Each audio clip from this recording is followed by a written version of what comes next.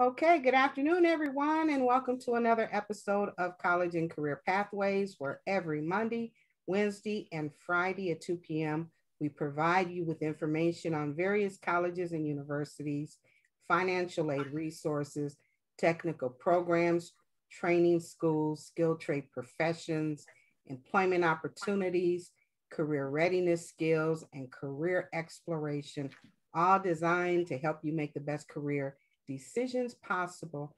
I'm Tony Curitin, your host, and we are back again with the Michigan Schools and Government Credit Union Financial Literacy Program, their workshop series that we've been with now for the month of March and April. And today we are in our last installment, and we're going to talk about writing a business plan. So for those of you who are out there interested in owning your own business, starting your own business, this is where you can begin. Colleen, welcome back and take it away. Thank you so much, Tony. Thank you. Good to be here again. This is one of the more fun topics when it comes to finance, as opposed to how can I do things right? What am I doing wrong? This is really putting a rein on your creativity. I have all these ideas. How do I kind of contain it? So as we have our adorable videos, first we have a short video to kind of introduce what we're going to be going over in the slides.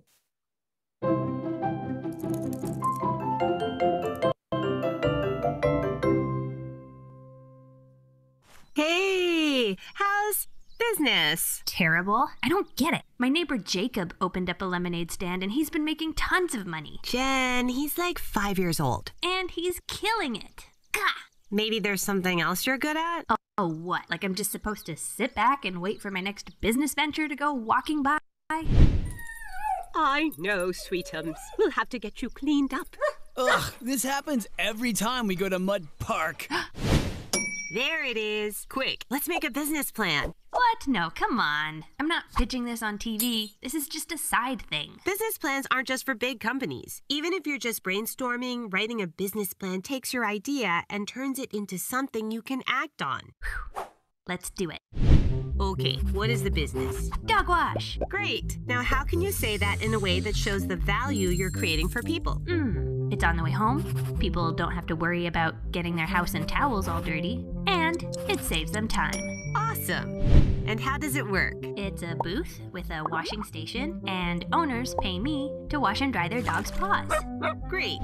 Who's the team? Oh, it's just me right now, but it would be cool to have a second dog washer and a cashier. Sure. Down the road, you might add an advisor or someone who can help you with legal stuff and money stuff, too. Sweet. What is the market? Yeah, where does this fit in? Who is it for? And are there enough potential customers to support a business? Okay, so I'm looking at dog owners who live around here and who walk their dogs at Mud Park. Lots of research here is good. You want to be an expert in your industry. Like, what percentage of dog walkers carry cash with them? I have no idea, but I could find out, and that would help me decide which payment options to provide. Exactly. Some stuff you'll learn along the way, but the more you know about your market, the better you can serve it.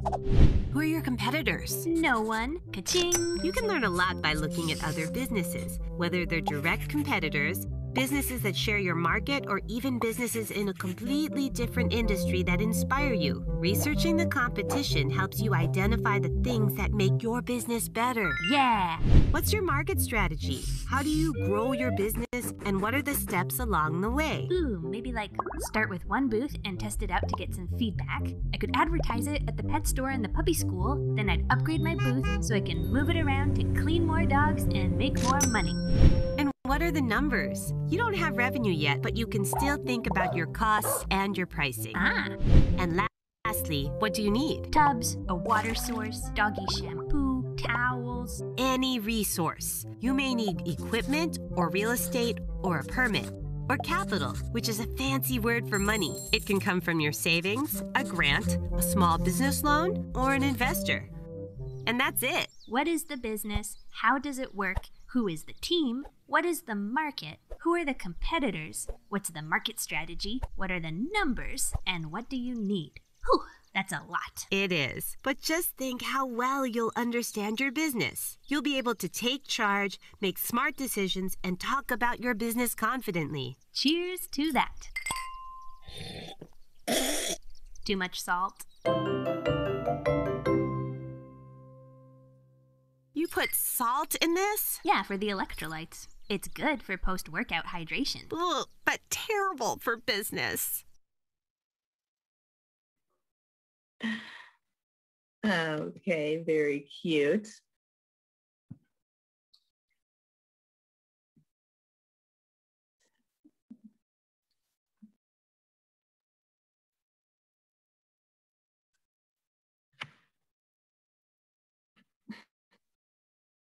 There we go. Okay, so writing a business plan.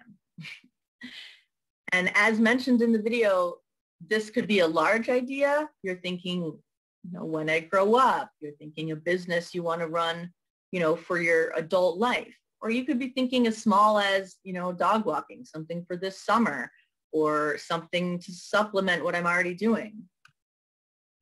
Writing a business plan takes your idea and turns it into something you can act on. We all have great ideas. We all can see what needs to be fixed about something else. We can look at a business and say, they should be doing this, or they should be doing it this way. But when it comes to ourselves, what we can be doing better, how we can make our ideas better, we don't always necessarily stop to analyze that. When should you write a business plan? When you have an idea. Just an idea. It doesn't mean you have to have the whole well thought out idea. You have to have the whole plan. That's what you're doing, is you're making a plan. You just need an idea. These days, Etsy shops, so many people have a side job of, knitting or stenciling or, woodwork, making things and selling them online. As far as you just have an idea, well, you got to flesh it out, see how possible it is. When you need funding, certainly if you have a plan for this business, or excuse me, you have an idea for this business, but you're going to need funding. You're going to need a way to get it off the ground. So that's where you really need to start planning out the details. How much are you going to need? By when? How are you going to pitch this to others you can ask for money? Who are those people? And when you need direction, you may grow up in the home of a doctor and say, when I grow up, I want to be a doctor. That doesn't necessarily mean you know how to run your own doctor's office, or how to manage a staff of other doctors. You may know what you want to do. You may have a relatively clear idea of a business you want to run, but you're just not sure how to get there. You're just not sure how to make you stand out amongst the others. There's really no wrong answer for writing a business plan. It's just organizing the ideas that are already in your head.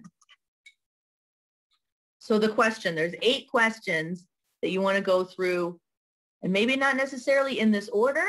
You can jump around, but you need to analyze all 8 of these questions.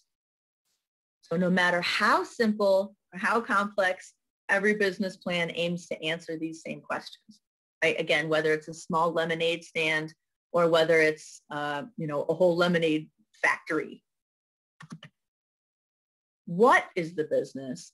How does it work? Who is the team? What is the market? Who are the competitors? What is the market strategy?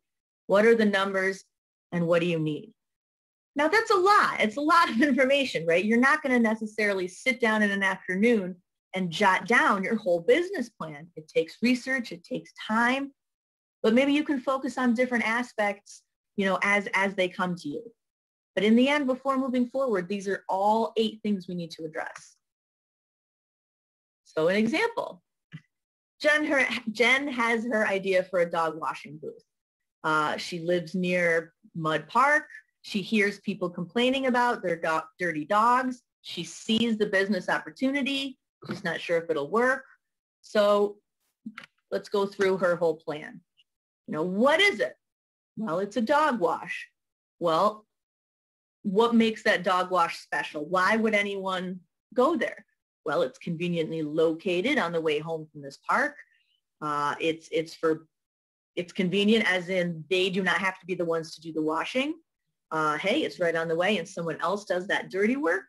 And my dog gets clean and it keeps my house from getting dirty.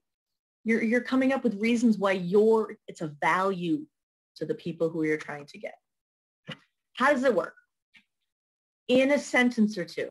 Really, that's all you should need. It's a business that provides a service to neighborhood pets who happen to get dirty in the local park. I mean, that's the whole business model, right? What is it? Where is it? How you make money is just, you're saying by charging wash the dogs. How does it work? Is this strictly tangible items, goods or services? Are you selling a service like Jen is doing here, or a good where you're selling like lemonade would be more of a good? So you have to think about what is it exactly that you're selling? Is it a tangible object? And who's the team? The team, even if they're not necessarily employees, you've got to have a support team. Your team may include other founders, other employees, advisors, accountants, lawyers, getting into a more serious business, looking at the accountants and lawyers. But even if it's your idea, your great idea, I don't need anyone's help, I want to be the one in charge, it's beneficial to, run the business plan by someone else. What does someone else think about this? How do you see it? You want to get second, third opinions, advisors. You don't know everything. Someone else might be able to throw in an idea or point out something that you missed. So don't feel like you need to keep everything secret and do everything yourself. Turn to others who can help you as well. What is the market? Now this is huge. This is a really big one, because whatever you make, she could be the most fantastic dog washer in the whole state, but if she kind of lives out on a abandoned street with not too many people, or she lives in the middle of a city, where there's just city blocks and there isn't really a park nearby, there's no market. There's no need in that area for her that she can fill, right? You need to look for a hole. You look for a gap of something that community needs. Oh, they don't have a store that sells ties. They don't have a store that sells necklaces. So know your market, know how your industry fits into the geographical area that you're going to. What kind of customer? Are you pricing yourself out of the area? If you're charging $50 each time you want to wash, a dog's paws, well, the market, the geographical area you live in probably doesn't, that's awfully expensive. So you may not find very many people who are willing to pay that. So you absolutely need to research the geographical area, the demographics. Who are the local people? Who are the local dog owners? Who are the people that go to Mud Park? Become an expert in your industry. Again, you are jumping into something that someone else has already done. Someone else has already washed dogs or sold jewelry or gives massages or cuts hair. People have already been through this. Businesses have failed. Businesses have thrived. But it's very rare that you are the only one and they've never done this before. So there's lots of research out there. You want to be successful, right? We just, I believe, talked about interviews. When you're interviewing, before you show up to the interview, you have a lot of work to do, right? You need to research that company. You want to know what kind of company it is, how long it's been in business. Have they won any awards? Have they been in the press? What are some of the positive things they've contributed to, either the state or the industry? You need to have that. If you go into an interview and you have nothing, you know nothing about the company you're trying to be a part of, you're not seen as taking it very seriously. Someone who took this seriously would really take the time to check us out. So same thing, just because it's a great idea and you want to bring it to the market as soon as possible because it's such a great idea, the background research is so important. The background research tells you, whether I think I can be successful in this area. What do I need to change? Do I need to change, the name of it? Do I need to change the colors? People don't like this, weird pea green that I have here on the top. How do people see it? And who are the competitors? Again, in the video, it says there are no competitors because there's no directly mud park dog washers in the neighborhood, but there are other dog washing, grooming places. So certainly when she's trying to set her prices or to see what type of equipment, even if she's not sharing the same, audience, even if she goes to a different city and looks at the dog groomers, the dog washers in that other city, that's still extremely beneficial to you. You want to see what are some of the problems they have? What are some of the successes they have? Do you feel you can offer and compete with what they are offering there? Maybe when you visit these other washings that they offer 4, 5, 6 services that you didn't even think of. Well, good thing you researched it. Maybe now you can try to incorporate that into your plan. Indirect competitors. Again, not so much as a direct dog washing, but a pet store. Are there special products in the pet store that someone can buy to replace her job? Now they have those little, it's like a cup. You put the dog's paw in it and it's supposed to clean the paw. So if that becomes really popular and on sale at the pet store, you'd want to know that. You want to keep up with the indirect competitors where your demographic spends time. And other competitors that are inspiration, like her 5-year-old who's just killing it with the lemonade. Well, she's not trying to sell lemonade, but he's in the same market. He's in the same, demographic area, geographic area, and he's doing well. What is it that's helping him do well? If he inspires her, there's nothing wrong with researching what helps them go well, what makes me interested in that business. Oh, see, that's giving the examples there. Right, the groomer, the pet store, and the lemonade stands. What is your market strategy? Again, it's just like if someone asks you a question, you want to think about the answer before you say it. Just like you get in a car, before you start driving away, you need to think about, okay, where am I going? Okay, this way. Now I know to turn left or right. You think about the next steps. I'm going to make dinner. Okay, what are the next steps? I'm going to need to pull out this. I'm going to need to turn on this. Right? So the same thing with your business. You need to have a strategy. What do you think the steps you need to take to connect your product with the customers? Right? If she's standing outside her house with a bucket and a sign that says dog wash, the only market she's going to get are the people who are directly walking by her, who directly see it. Is that going to be enough business to sustain myself, to sustain running a whole business on just the people who happen to walk by? I don't know. I need to really think about, the strategy. How do I move forward? Well, I will start with one location because I'm going to use Mud Park. Mud Park is a muddy park. All these dogs get dirty. In fact, I might even go closer to Mud Park. I might even see if I can put up a stand, right outside the park. She can greet customers, maybe just set up and hand flyers saying that she's coming. Hey, would you be interested in a dog washing? And just get feedback. Oh, yeah, I would love to have that. She had some great ideas of advertising, putting up any flyers or information she has at the pet store, at the puppy school. other places that her demographic is going to come in contact with, right? Maybe upgrade.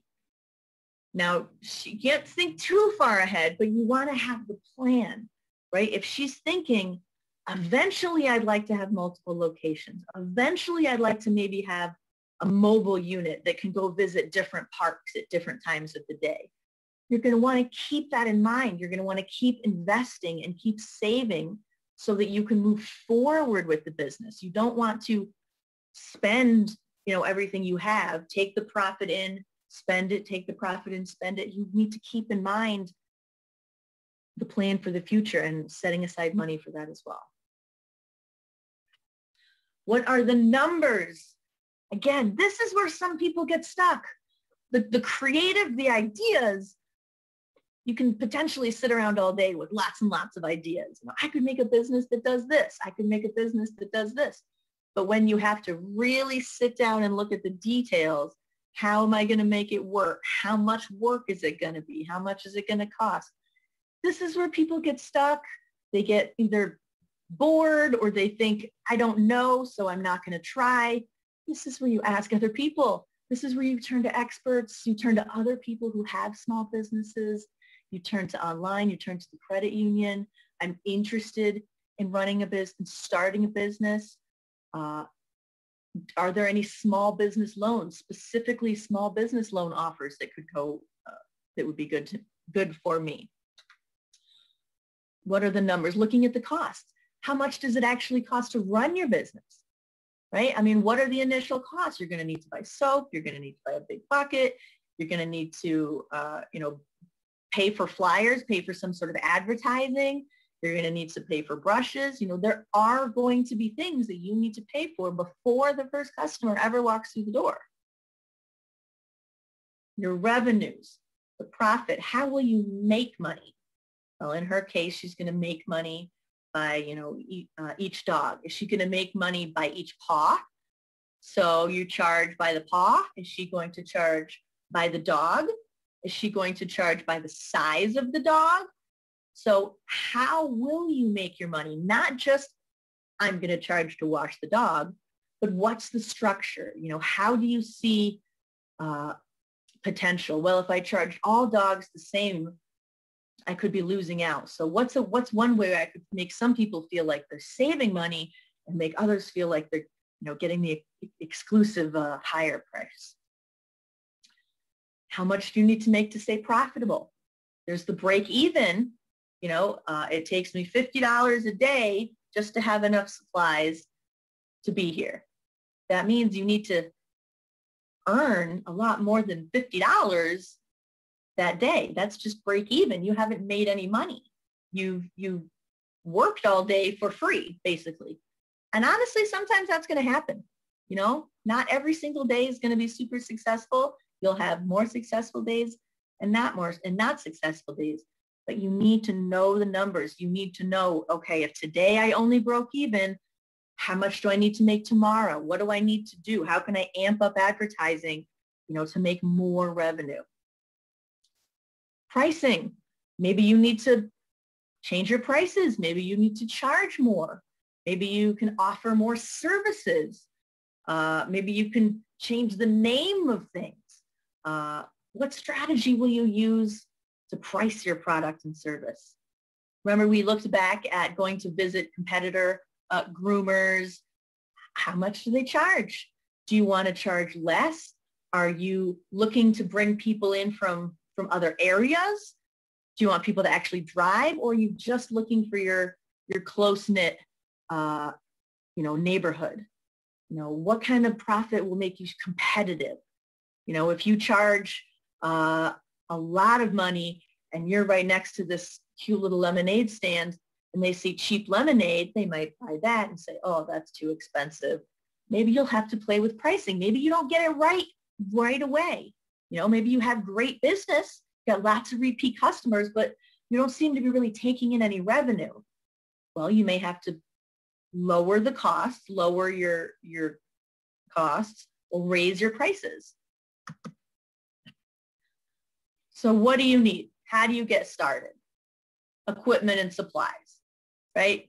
If you're having a lemonade stand, you need, lemon, sugar, water, pitchers, ice, a little cash box, and some signs. Real estate, you need a place.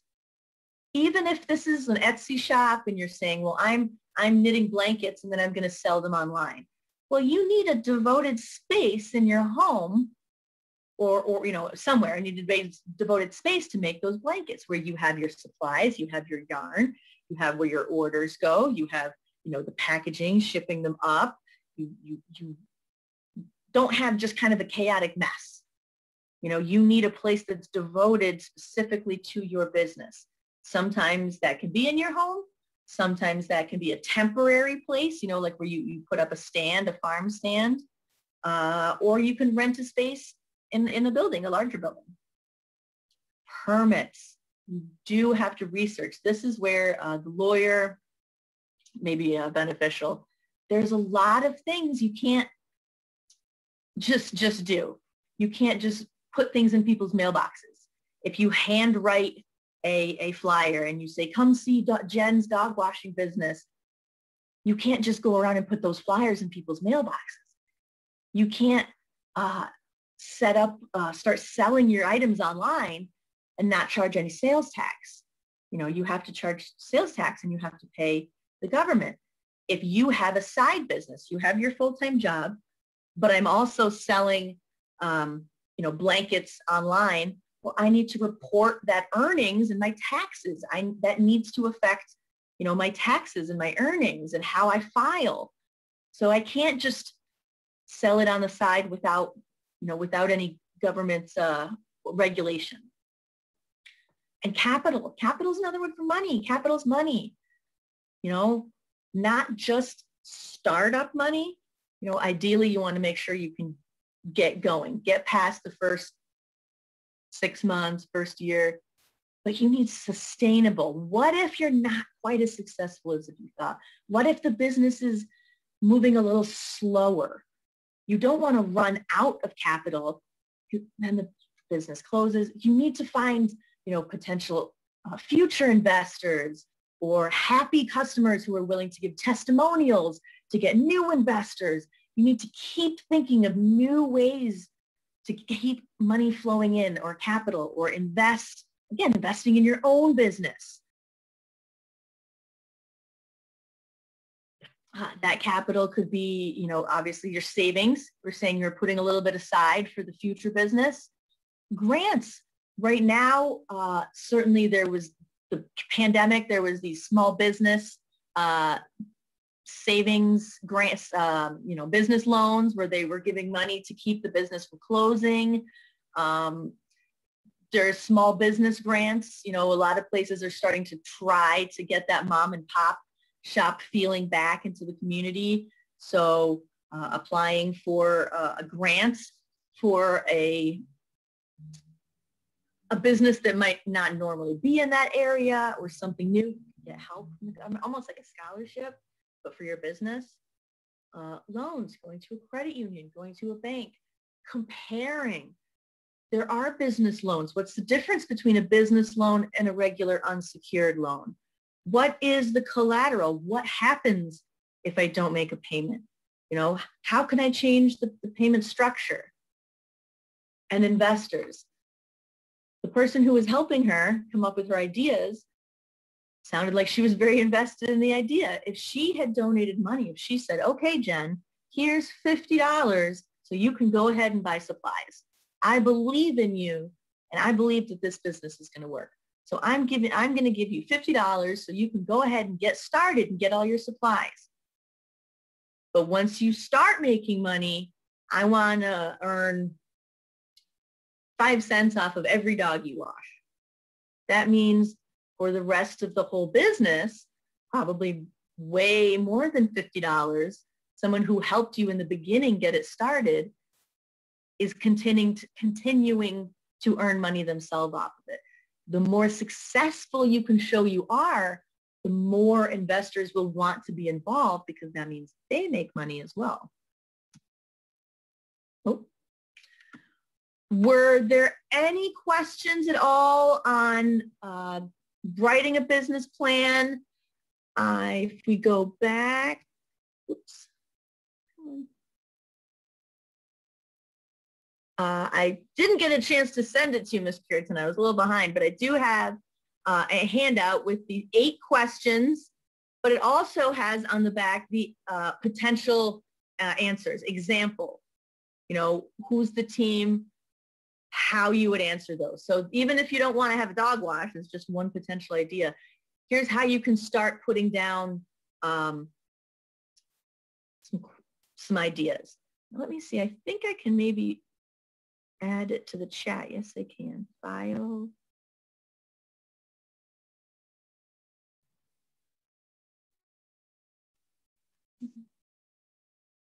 No, not looking like it.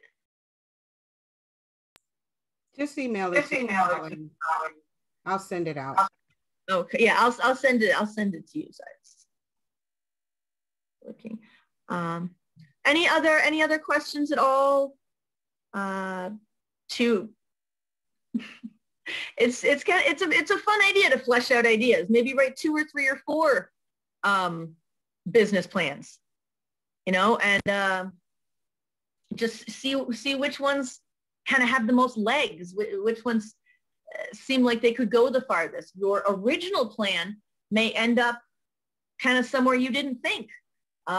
You may focus on one area that you didn't realize. You may add a whole tail cleaning, aspect to it.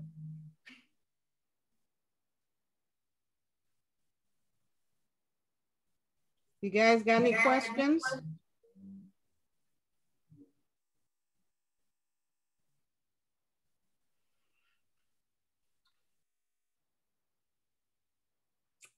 All righty then.